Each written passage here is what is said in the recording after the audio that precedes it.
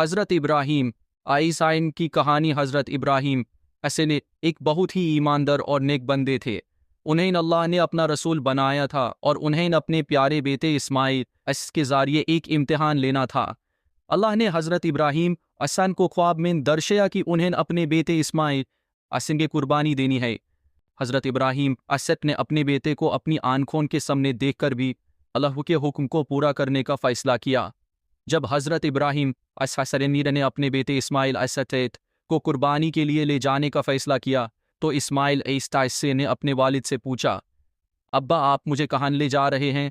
حضرت ابراہیم عیسیٰ نے جواب دیا، میرے بیٹے میں نے خواب میں دیکھا ہے کہ مجھے تجھے قربانی دینی ہے۔ اسماعیل حسن نے اپنے والد سے کہا، ابا آپ اللہ کے حکم کو پورا کریے اور میں آپ کے ساتھ صبر اور ہمت کے ساتھ رہوں گا۔ جب حضرت ابراہیم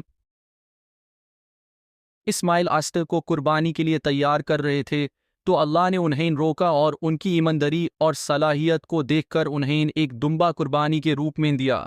اس کہانی سے ہمیں یہ سبق ملتا ہے کہ اللہ کے حکم کو پورا کرنا اور ان کی ایمانداری سے اطاعت کرنا کتنا ضروری ہے۔